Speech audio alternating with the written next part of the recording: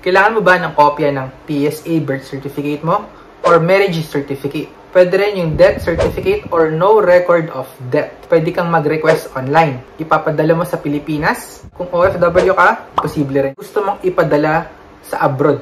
So stay tuned guys, tuturuan ko kayo kung paano.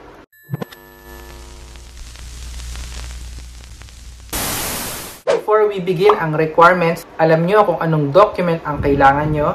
Dapat meron kayong email address at address or delivery address kung saan ipapadala yung document. Okay, so let's start. Pwede nyo gawin sa cellphone or sa computer or laptop. psa.servilis.com.ph. Scroll down nyo lang. Pindutin nyo yung Got It. Ayan, so nasa loob na tayo ng website. Hanapin nyo ngayon yung gusto nyong document na gawa ng kopya. So pwede nyo pindutin dito mismo kapag nag-appear to. Or, itong how it works, request certificate, pindutin nyo yan. So ito nga yung mga available na certificate. Birth certificate, marriage certificate, death certificate, Senomar, and certificate of no death record. Pag nakapag-decide na kayo kung ano nga yung gusto nyo, pindutin nyo na yung request now. Basahin mabuti. Pwedeng ipadala sa ibang bansa or sa Pilipinas. Click I accept terms and then press next. Tapos, meron bang binago doon sa document na hinihingi nyo? Kung merong binago, tulad ng pangalan, kaarawan, kapag walang binago, pindutin nyo yung no. Nagkaroon ka na ba ng kopya na ito before? Kung oo, pindutin nyo yung yes. Kung wala naman, never kayo nagkaroon ng kopya, pindutin nyo no. And then press next. Okay, so nandito na tayo sa request details. Ito na yung information ng document na hahanapin nyo. So, kunyari, birth certificate nyo yung hahanapin nyo. So, pangalan nyo ilalagay nyo rito. Kung certificate ng parents nyo ang hinahanap nyo, pangalan nila ang ilalagay nyo dito. Okay, ilang kopya kailangan nyo? Piliin nyo rito kung ilan. Isa lang ang piliin natin. Next, last name, ito yung apelido. First name, unang pangalan. Middle name, gitnang pangalan.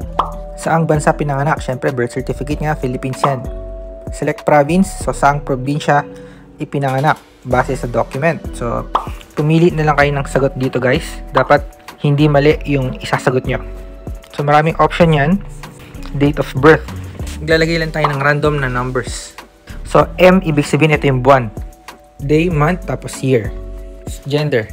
Female kung babae, male kung lalaki. Next, ito yung apelido ng father nyo. So, first name, unang pangalan ng tatay, at gitnang pangalan. Next naman, ito yung pangalan ng nanay nung single pa siya, before ikasal. Relationship. Anong relationship nyo doon sa document? So, for example, document nyo, yung hinihingi nyo, ang pipiliin nyo dapat is self.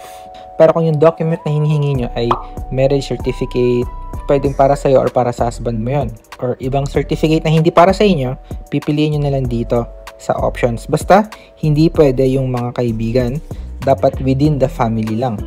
Tapos, ipapadala mo ba? Ipapadala mo ba sa embassy or sa government agency? Since local nga yung tutorial na to is for within Philippines lang muna, lagyan lang natin, no? Tapos, purpose kung bakit mo nire-request yung certificate. For example, gusto mong mag-apply ng trabaho or kailangan mong umutang sa bangko, pang-travel, kailangan sa visa, ayan. So, sagutan nyo na lang guys kung anong purpose yan. Tapos, kung okay na lahat, press next. I-confirm nyo guys kung tama lahat ng nilagay nyo information.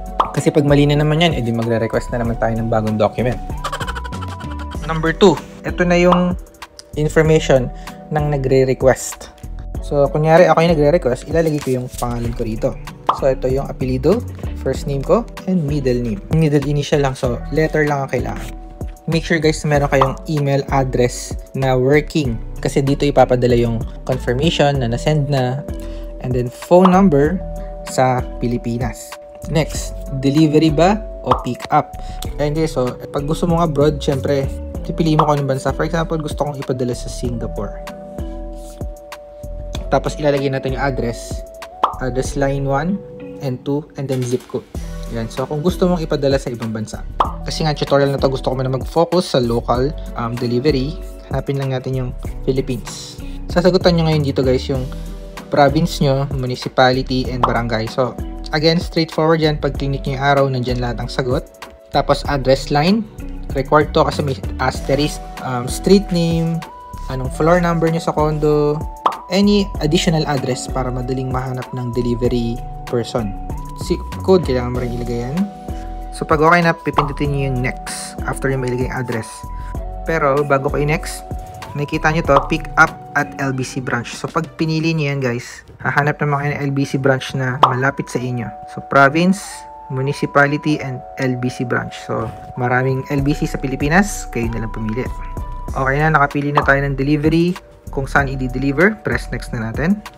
Tapos take note nyo yung delivery schedule dito. 8 AM to 5 PM, Mondays to Friday, except holiday, so hindi sila nagdi-deliver. So scroll down nyo and then press natin yung confirm. Medyo madali na to, matatapos na tayo. So ito yung uri ng document na hinihingi natin, birth, and then yung pangalan ng document, kanino nakapangalan yon. Ito yung presyo, 330. Tapos requestor summary, sino yung nagre-request. So ito yan, nilagay ko yung pangalan ko kunyari. Email address. Tapos saan i-deliver, kita nyo yun dito. So press na natin yung next. Sagutan nyo na lang guys kung anong sa tingin nyo gusto nyo sagot. Press submit. Acknowledgement. So basahin nyo guys dito, sabi mag-print daw kayo ng 2 kopya. Screenshot nyo to or i-save nyo page na to. Ito kasi yung katibayan na kayo ang nag-request ng document na hinihingi. So scroll down nyo lang, proceed na tayo sa payment. Ayan, so nakita nyo guys, tinapos natin yung number 1, 2, 3, 4, 5 na tayo payment. Okay, so sa payment, no, imposibleng wala kayang option na mapili dito. Meron Visa, Mastercard, GCash, Pay, ShopeePay, and so on. Meron ding Bayad Center, 7-Eleven branch. So any type of payment na lang na mapili nyo, babayaran natin 330. Tapos press nyo na yung proceed. Okay guys, hindi ko na siya itutuloy as payment kasi this is for tutorial only. Tapos hintayin nyo na lang yung email or text message sa PSA about sa document nyo. Depende nga kung gaano kalayo yung magpapadala sa inyo, kung saang malapit na PSA yan. Dun sa mga OFW, kung papadala nyo lang sa abroad, same process lang naman, babaguhin nyo lang yung country. Imbis na Philippines, babaguhin nyo base sa kung anong bansa kayo nagtatrabaho. Yun lang guys, para hindi na humaba yung video, subscribe. Kung hindi pa, thanks for watching. Salamat sa laging sumusuporta sa video ko. I will see you in my next video.